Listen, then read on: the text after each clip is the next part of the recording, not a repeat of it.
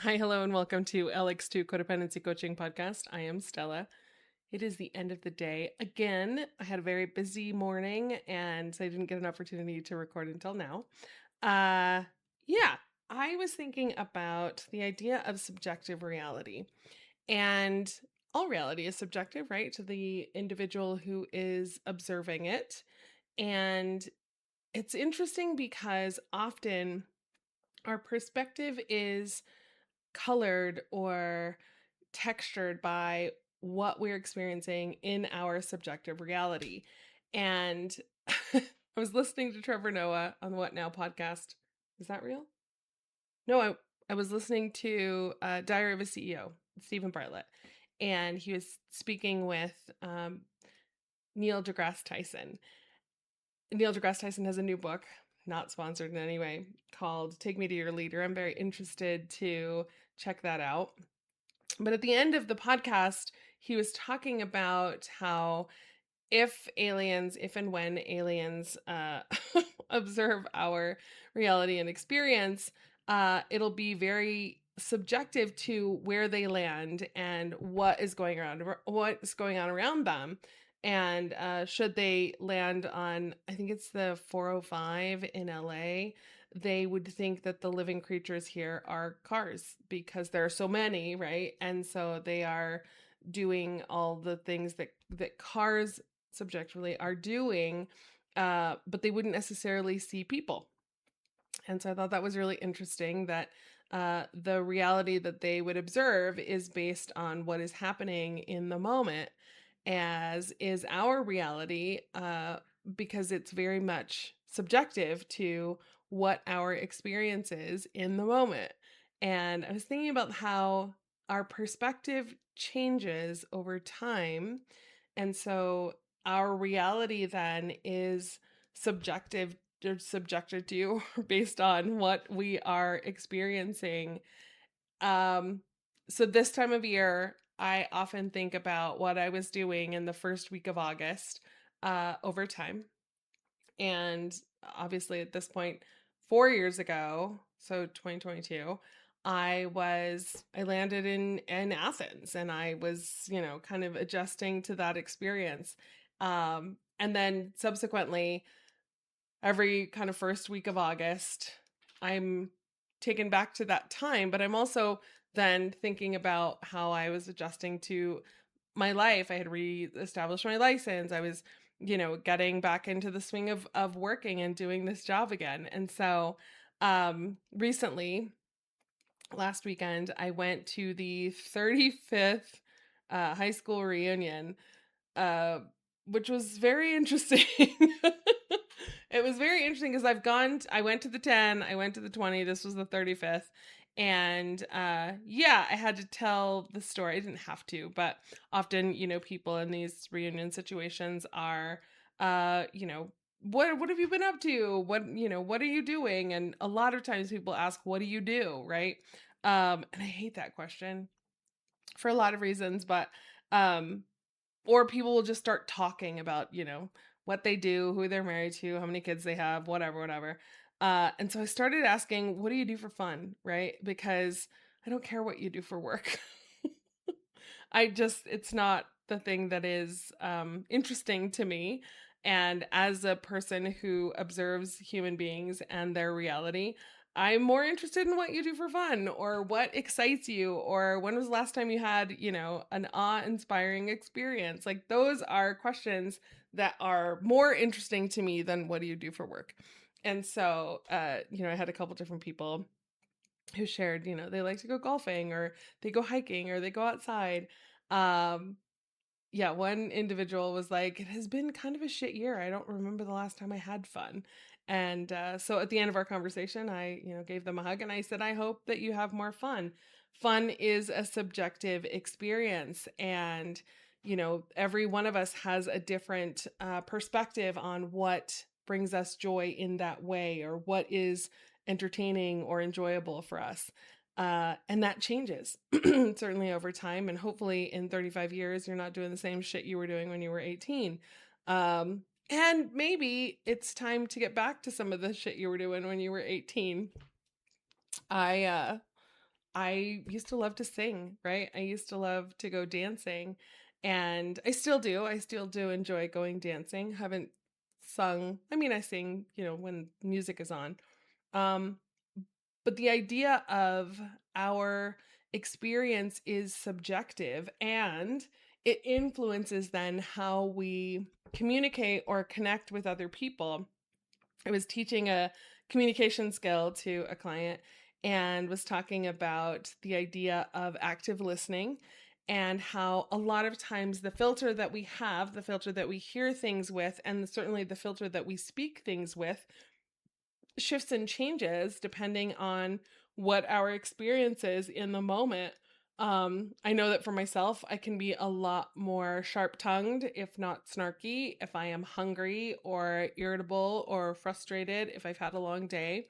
And certainly the way that I hear things is also based on my emotional experience. So that influences the subjective experience that we have in the moment from one day to the next. Uh, yeah, when I was driving home, there were people just there were a lot of humans on the drive home, often in cars, and they were just kind of all over the place. Um, they were driving in a creative way that wasn't necessarily the most helpful to the commute.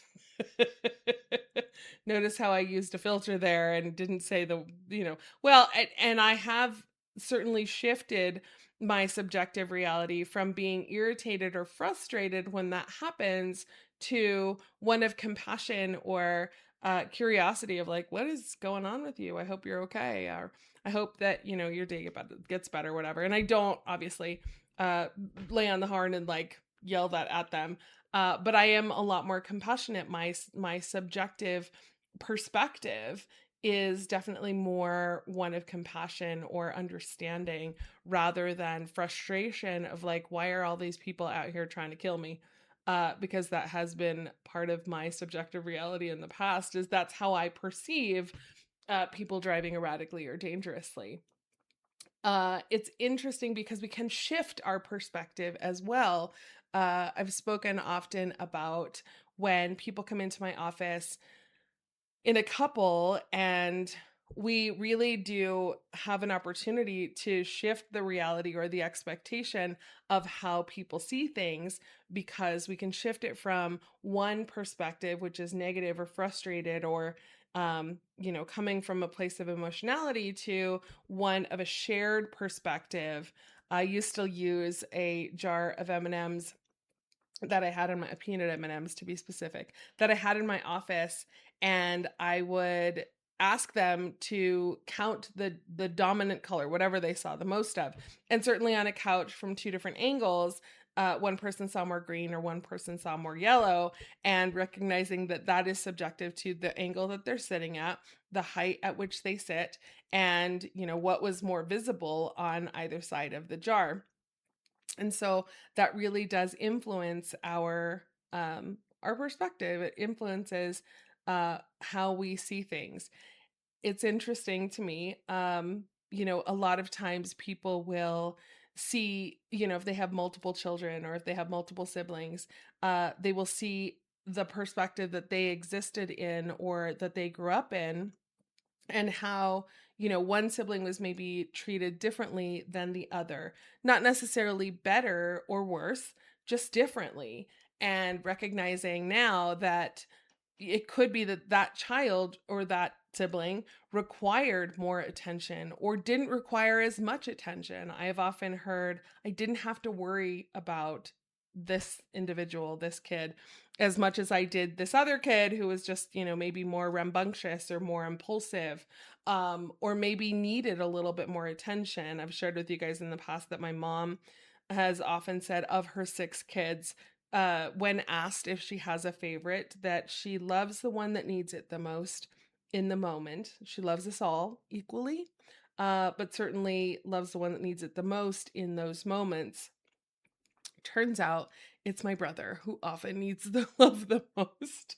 She is so fixated or worried about his general health more than, at least she shares with me, about, the girls or myself. She's often very worried about my daughter as well. So what we know to be true in the family is that my brother and my daughter are the favorite.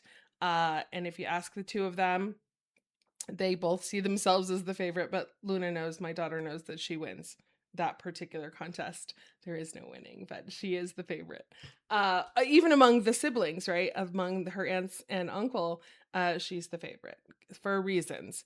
But really recognizing that everybody's subjective reality then shifts and changes when they experience more things, right? When they have more experiences.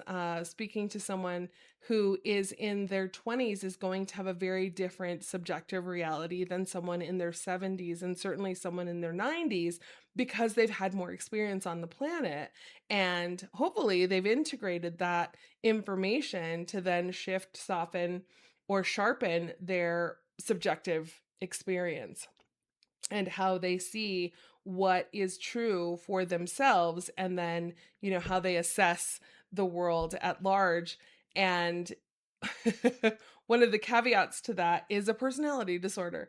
I have often said that people who have personality disorders or could be diagnosed with one have a very limited view of their reality, and their reality is based on this I've talked about, like a VR headset where they see things from their own POV and can't integrate other people's perspective, or they struggle to have the empathetic awareness that other people could be experiencing that differently, which makes it very challenging.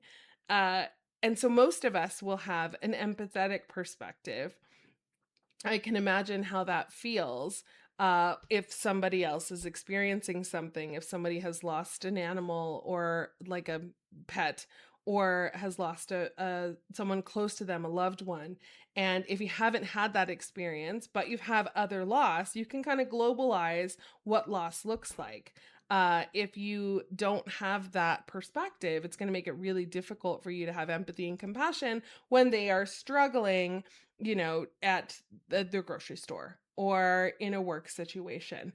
A lot of times, again, we go to the store, we're in a hurry to get the things that we need. Let's say we have a dinner party, or we have to make dinner for our children, or whatever it is, right? And we go into the store hungry, right? And in my case, hangry. I will be a little bit more reactive. I'll be a little less patient. My subjective reality is going to be based on those needs. And so then if I go to the cash out, or the cashier, and they're having their own bad day, I could take that personally, right? I could be more reactive, or I could react to their snark or their experience without really having a moment of compassion or awareness of, like, I may not be the only one having a rough day, right? I work not as hard anymore, but I think I've shared with you guys, definitely I work to take the snark out of my voice when I'm needing help in a customer service way, because I'm not going to get a good experience if I go in already frustrated or irritable, even that I had to call customer service to have help. Uh, and I know that, my experience, and we all have those experiences, can feel bigger in the moment, but can definitely color how we interact with other people. The other part is that if we're going through something difficult or challenging, it can feel like it will be a permanent state. And if we're coming from, that scarcity mentality, or we're coming from that fear or worry place, often it will feel as though this is horrible and it is permanent, right? And so I work every day to teach people the skill of nothing is permanent. It's actually temporary. It changes often. That said, if you're dealing with like grief or loss, and that person obviously isn't coming back, or that situation is changed, yes, that is permanent, and this feeling is not, right? The experience that you're having right now, subject to what has happened, the happening, loss, grief, whatever, that's permanent, but the way that you feel about it is not. And the really heaviness or that overwhelming, sadness or anger or frustration, that changes. And recognize that whatever your subjective experience is right now will not necessarily be the same subjective experience that you will have in 6 months or a year or 10 years. And when we can start to integrate that, okay, this feels terrible and I don't love it right now, but in 6 months it could change. It does help to move through or move past that experience. I said to someone recently, like, I am struggling, I'm having a hard time. I'm, just feeling very tired and overwhelmed. And I have hope that it will pass soon. I won't always feel this way. And it did, right? This morning I woke up with a lot more hope and a lot more enthusiasm, and I got up and I worked out and I did the things I needed to do in the morning. I had 3 clients back to back. Got that done. I made a great lunch. Like, and that mood and that feeling persisted, right? I was grateful that whatever I was feeling last night, the whatever funk was in, it didn't last. And I was able to get past it. And part of how, I tell you guys often, part of the way that I work through things is to use the skills and tools that I teach people every day.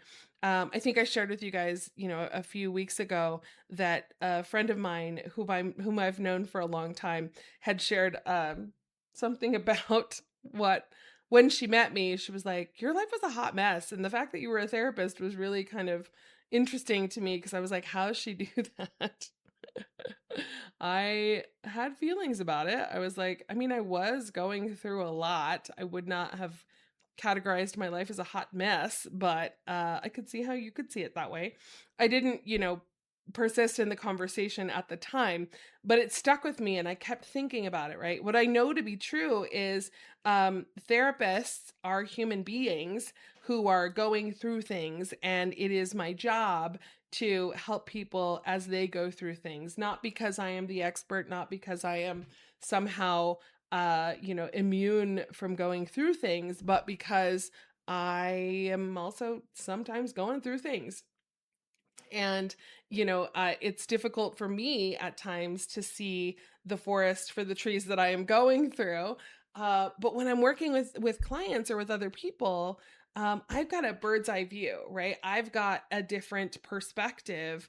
And so yeah, the way that I see things is going to be different because I can make connections that they can't because they're in the trees, recognizing I am in a forest of trees.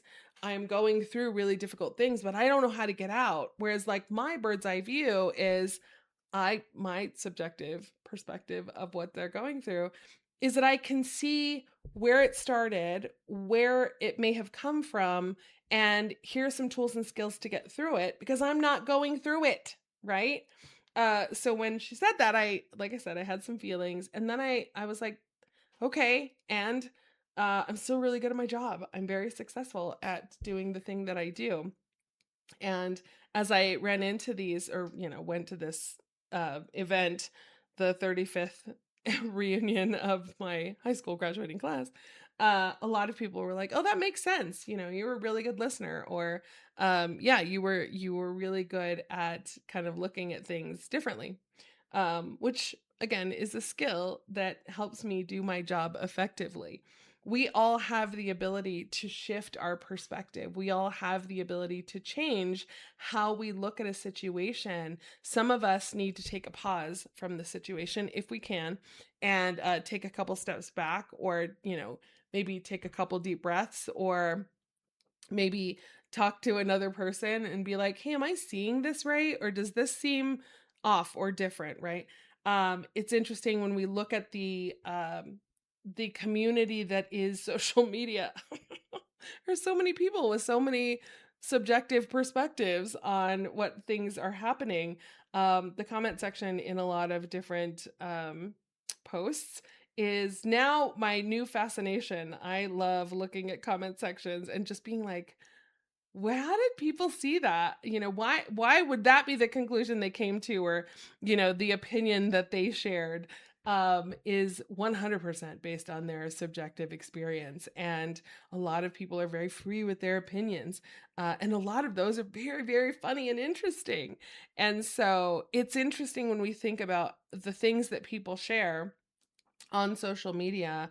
A lot of times they are connective because other people, based on your algorithm and based on what's going on with you, are going through similar things. And so they feel very seen or validated because they recognize, oh, it's not just me. Other people on the planet are also having a similar experience, which I appreciate, right? I can recognize that that is helpful to get through a difficult situation when you recognize that whatever your subjective reality is, it might not just be you, it might be other people. And if you've gone through similar things, you can offer helpful suggestions. A lot of times, my comments are, I see you and I recognize that you're working really hard or you're getting through things. And, I'm thinking about you or I send you a hug or whatever. A lot of times, people are sending reels.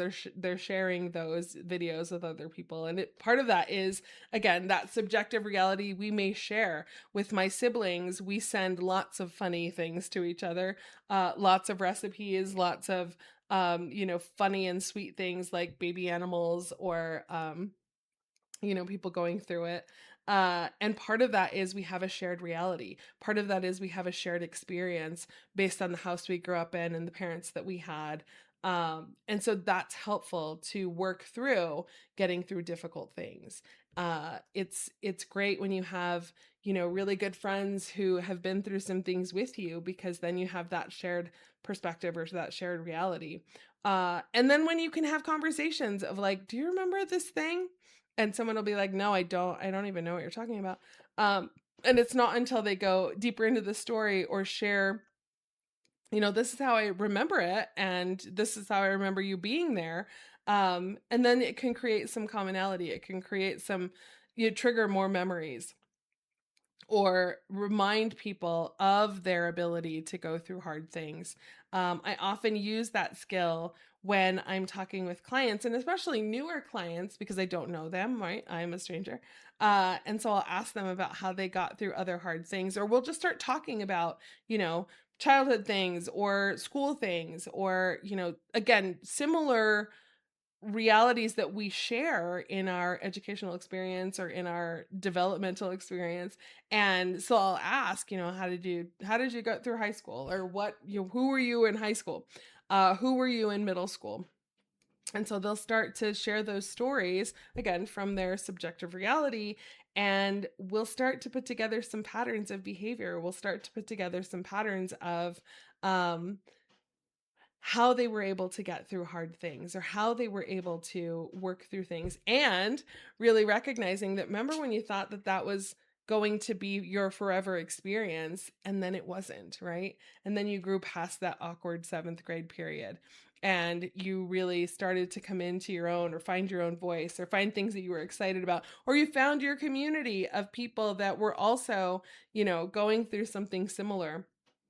And as you have worked through your, healing or growing or developing, you built some skills. And imagine that now, while you're also going through something challenging, those skills are going to serve you in a positive way, right? And so we shift the subjective perspective to something that is a little bit more hopeful, something that is a little bit more motivating. And yeah, then you feel like you can get through hard things because, as we've just talked about, you have. You've already proven to me and yourself that you can do it. You have the ability, right? And so I think that's amazing. I love that human beings are incredibly resilient even when they don't see themselves that way. Even when, they feel frustrated or overwhelmed or limited by their current situation, what I know to be true is that that subjective reality will change. And it can if you just move a little bit further down, stand up a little bit, or try something different. And before you know it, that thing that you felt was permanent and, forever then shifts. And that feeling is not always the feeling that lingers or stays. There's your nugget. It has been a very long week. Not bad, just long. And yeah, I was exhausted and I was a little frustrated and overwhelmed and, having a little pity party for myself. And then I did some meditation, I did some exercise, I checked my facts, and I was able to move through it. And so I offer that to you often, that you get the ability to shift your perspective and change your subjective reality. There are some things that we cannot change, do not have the ability, and it will not be different. However, we can always shift how we deal with them. And a little bit of gratitude goes a long way. And also, reaching out for support when you need it. So there's your nugget. We got through a Thursday, tomorrow's Friday, and I'm very much looking forward to having some downtime and relaxing. I hope that the rest of you also find that opportunity, and I'll talk to you soon. Take care.